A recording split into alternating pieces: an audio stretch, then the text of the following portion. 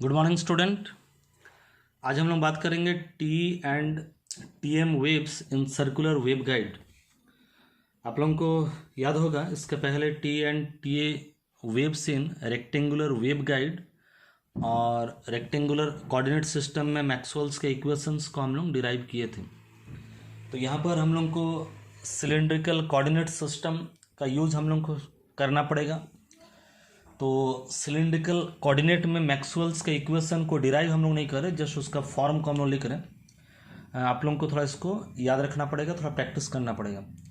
पिछला वीडियो में हम आप लोगों को बताए थे जो रेक्टेंगुलर कोऑर्डिनेट सिस्टम हम लोग डिराइव किए तो वो आसान भी था, वो हम लोग रेगुलर यूज करते हैं। लेकिन सर्कुलर वाला थोड़ा सा हम लोग आज हम लोग डिराइव नहीं करेंगे, आप लोगों को वो वाला थोड़ा याद रखना पड़ेगा। तो हमारे पास एक सिलेंडर है, होलो सिलेंडर है, परफेक्टली कंडक्टिंग होलो सिलेंडर है। इसीलिए हम लोग जो कोऑर्डिनेट सिस्टम यूज अभी हम लोग करेंगे वो कार्टेशियन नहीं, उसके जगह में cylindrical coordinate r phi z।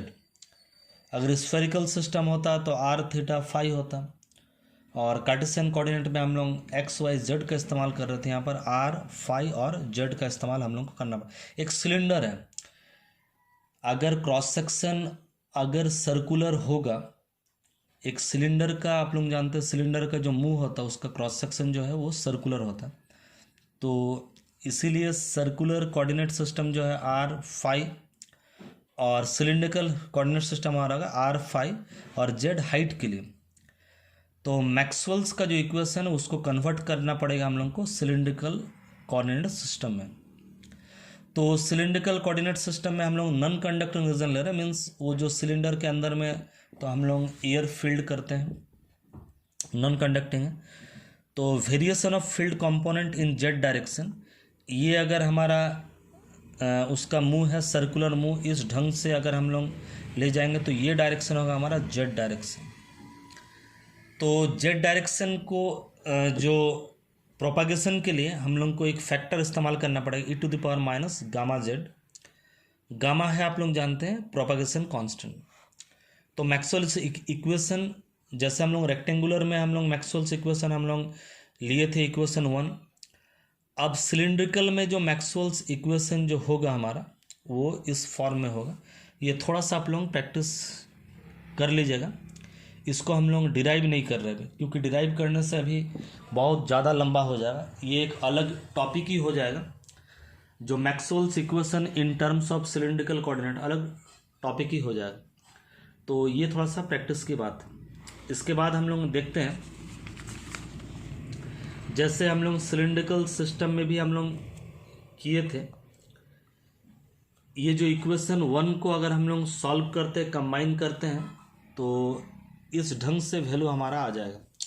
ये एच क्रॉस नहीं एच स्क्वायर है, एच स्क्वायर एच आर, इस ढंग से वैल्यू आ जाएगा। यहाँ पर एच स्क्वायर हम लोग उसके जगह में लिखे gamma square plus omega square mu epsilon के जगह में ये वाला पार्ट हम लोग लिखे। तो ये थोड़ा सा प्रैक्टिस का विषय, मीन्स इक्वेशन 1 को अगर आप लोग प्रैक्टिस करके थोड़ा अगर लिख पाइएगा तो इक्वेशन 2 भी आप लोगों के लिए ईजी है। अब हम लोग थोड़ा समझदारी को आगे बढ़ाते हैं। सिलिंड्रिकल कोऑर्डिनेट सिस्टम का जो इक्वेशन है, इजेड यहाँ पर वेरिएबल है, इजेड के लिए ये इक्वेशन हमारे पास है सिलिंड्रिकल कोऑर्डिनेट सिस्टम में। अब मान लीजिए इजेड अगर वेरिएबल, एक सॉल्यूशन हम लेते हैं, E z equal to P Q, P R का फंक्शन है, क्यू फाई का फंक्शन है, सेपरेशन ऑफ वेरिएबल, और e to the power minus gamma z है, ये हमारा प्रोपागेशन टर्म है। P और Q को हम लोग लिख सकते हैं इजेड नॉट और e to the power minus gamma z. अब इजेड के जगह में हम लोग पी क्यू अगर डालेंगे, आर और फाई को हम लोग साइलेंस रखेंगे, ये तो ब्रैकेट के अंदर, ये खाली पी आर का फंक्शन है बताने के लिए, क्यू फाई का फंक्शन है, मल्टीपल बने खाली फंक्शन बताने के लिए। तो अगर इजेड का वैल्यू अबव इक्वेशन में अगर हम लोग पुट करेंगे, जैसे इजेड के जगह में क्या पुट करेंगे, P Q e to the power minus gamma z, लेकिन e to the power minus gamma z तो सब में आएगा, इसीलिए उसको हम लोग कॉमन लेकर हटा भी सकते हैं। E to the power minus gamma z जो वाला टर्म है, यहाँ पर जेड के साथ वेरिएशन हो रहा तो e to the power minus gamma z का डिफ्रेंसिएशन होगा, लेकिन डिफ्रेंसिएशन होने के बाद फंक्शन ऑफ फंक्शन में जाने से भी एक तो e⁻⁻γz बचेगा, तो यहाँ पर भी e⁻⁻γz, यहाँ पर भी, यहाँ पर डिफ्रेंसिएशन होने के बाद भी e⁻⁻γz, यहाँ पर भी, सब जगह में, तो इसलिए e⁻⁻γz को पहले से हम लोग हटा देंगे। तो ये चूंकि r के साथ डिफ्रेंसिएशन हो रहा, तो p चूंकि r का फंक्शन है इसलिए p का डिफ्रेंसिएशन होगा, ये कांस्टेंट होगा, इसलिए इसको हम लोग बाहर कर दिए। इसके जगह में, ये वाला पार्ट के जगह में हम लोग ये लिख दिए, इसके जगह में ये वाला पार्ट लिख दिए, क्योंकि ये तो फाई का वेरिएबल, माने फाई के साथ वेरिएबल है, तो फाई के साथ इजेड का वेरिएशन फाई के साथ हो रहा, तो फाई के ऊपर में डिपेंड करता है क्यू, तो इसलिए क्यू अंदर जाएगा, पी हमारा बाहर आएगा, जैसा कि वैसे। और इसको हम लोग डिफ्रेंशिएट करते हैं इजेड को जेड के रेस्पेक्ट में, तो ये दोनों हमारा क्या होगा, ये तो कांस्टेंट बाहर आ जाएगा। e⁻⁻γz का डिफ्रेंसिएशन, पहला डिफ्रेंसिएशन में माइनस गामा आएगा, फिर दूसरा डिफ्रेंसिएशन में फिर से माइनस गामा आएगा, तो minus minus plus gamma into gamma, तो गामा स्क्वायर पी क्यू का पी क्यू। और इसको इस पार में लाने से प्लस हो जाएगा पी क्यू इक्वल टू 0। पहले मैं बोला था e⁻⁻ जो गामा जेड है उसको तो हम लोग कॉमन ले लेंगे। अब एकदम सिंपल है, पी क्यू से आप इसको डिवाइड कर दो, तो पी क्यू से अगर डिवाइड अगर हम लोग कर देते हैं तो इसको एकदम आराम से यहाँ पर पी क्यू लिखिए, यहाँ पर पी क्यू लिखिए, पी क्यू लिखिए, पी क्यू, यहाँ पर जैसे पी क्यू डिवाइड कर देने से यहाँ पर भी पी क्यू डिवाइड कर देने से ये गामा स्क्वायर बचेगा, ये ओमेगा स्क्वायर म्यू एप्सिलॉन, इसको एक साथ ब्रैकेट में लिखिए, यहाँ पर भी पी क्यू डिवाइड कीजिए, यहाँ पर भी पी क्यू, तो डिवाइड करने से इस ढंग से होगा। अब हम लोग gamma square plus omega square mu epsilon के जगह में, आप लोगों को याद है इक्वेशन 2 में हम लोग लिए थे ये वाला H square, gamma square omega square mu epsilon के जगह में हम लोग लिख सकते हैं एच स्क्वायर, तो इसके जगह में हम लोग लिख देंगे एच स्क्वायर। उसके बाद हम लोग देखिए इस जगह में आर स्क्वायर को अगर हम लोग कॉमन ले लिए आर स्क्वायर को, तो क्या हम लोग लिख सकते हैं अबव इक्वेशन को, क्या लिख सकते हैं? देखिए आर स्क्वायर को कॉमन मीन्स बोलना जो हम चाह रहे, इसको इस पार में ले जाएंगे, इसको इस पार में, इसको इस पार में ले जाने से 1/q into R square d2q/d D square का माइनस आ जाएगा, इसको इस पार में, ये वाला टर्म, ये वाला टर्म, ये वाला टर्म को हम लोग यहीं पर लिखते हैं, और ये तीनों टर्म को हम लोग h क्रॉस में h स्क्वायर, हाँ ये वाला टर्म, ये वाला टर्म और ये वाला टर्म को इसी पार में लिखते, इसको इस पार में ले जाते तो माइनस में आएगा, इसका खाली आर स्क्वायर इधर हम लोग मल्टीप्लाई कर देंगे, यही कॉमन का बात मैं बोल रहा था।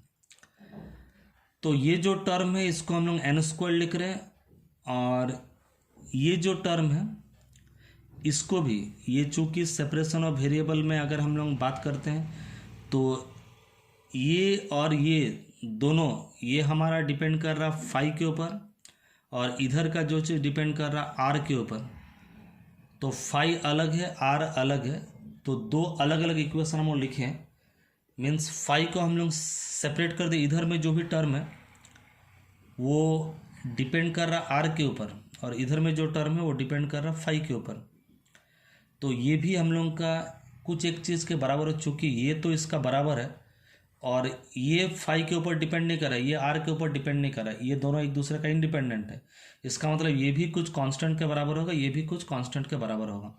तो अभी हमारे पास दो इक्वेशन मिल जाएगा, this equal to N square and this equal to N square, ये दो इक्वेशन मिल जाएगा।